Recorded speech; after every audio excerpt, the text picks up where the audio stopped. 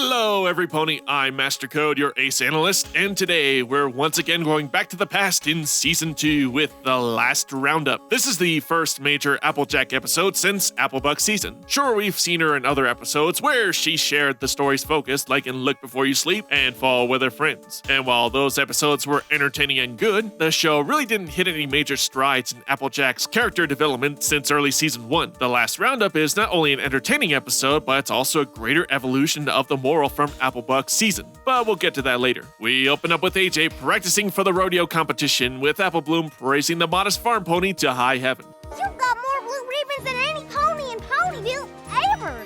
And I can't wait for my big sis to win every blue ribbon in Equestria and bring home the title of Equestria Rodeo Champion!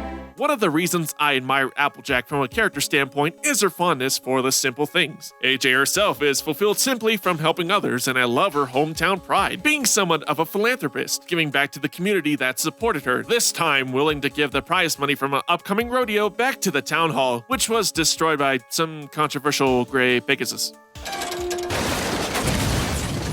A lot of damage! One of the reasons this episode is so good is that it has some of Pinky's best fast-paced, unusual dialogue heard in the entire series. From her crazed ramblings to her over-the-top expressions, making this a great comedic episode. Cherry, cherry chunga. Cherry, cherry chunga. When I get back, you're gonna get it, Rainbow Dash! Applejack! Yeah, Pinky promise! Your mother sucks cocks in hell.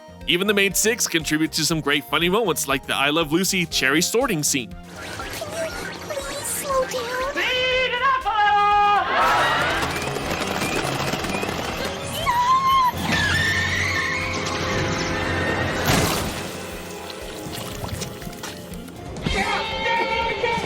Now, it's pretty obvious when we once again meet up with AJ that she didn't win the rodeo, which at first it feels like the reveal is just dragging the audience along, but because of the episode's good pacing and the fact that we're dealing with such a stubborn mare, the story progression actually feels organic. Had it been any pony else, the plot would have just felt like a cliche, liar-revealed story. But with AJ, her prideful nature works congruently with a story about a character hiding a secret, seeing the normally reliable and agreeable Earth pony gradually become more antagonistic in keeping her silence, showing again how such a steadfast mare can experience vulnerabilities. In the end, the whole situation culminates into a fairly intense and funny chase scene riding through Dodge Junction. Pull over!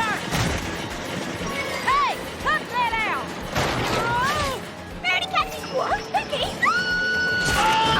After that short action scene, AJ's dilemma is finally revealed, and this is where the evolution of the moral from Applebuck's season comes in. In that episode, we explored AJ's stubborn nature to uphold her self-pride, trying to accomplish a task on her own, feeling uncomfortable about others helping, which was great character development for her, realizing that you can't do everything yourself and that it's okay to ask others for assistance. In the Last Roundup, the stakes are higher. AJ reveals how much pride she has in her hometown and all but promised victory to Ponyville and herself. This was a much more shameful conflict for Applejack, knowing that not only did she let herself down, unable to accomplish her task, but she let down her community. And it's natural for someone in such a dire situation to come off as hostile and evasive. Quickly going back to Look Before You Sleep, we learn that AJ just sees the big picture in this situation. This is also how you use a character's personality to properly supplement a story's conflict. AJ knew that she needed income to repair the town hall, which was the big picture here, and saw Cherry Jubilee and her cherry farm as a substantial solution to her problem, which is something she would do in her desperate state. Not the best solution, mind you, but a solution nonetheless. And this is just a great moral because everyone in life has encountered events like this, sometimes daily, not living up to the standards of yourself, thus feeling great shame in your own failures.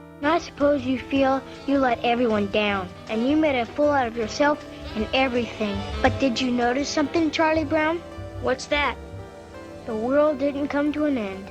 Bottom line, a fantastic episode. Great character development for Applejack, lots of great comedic moments and references, and one of the best and relatable morals of the show. And with that, one of the best episodes of Season 2. Oh, and there was some kind of controversy with a wall-eyed horse or something, I don't know. Anyway, well, that's it for today, guys. Until next time, and see ya!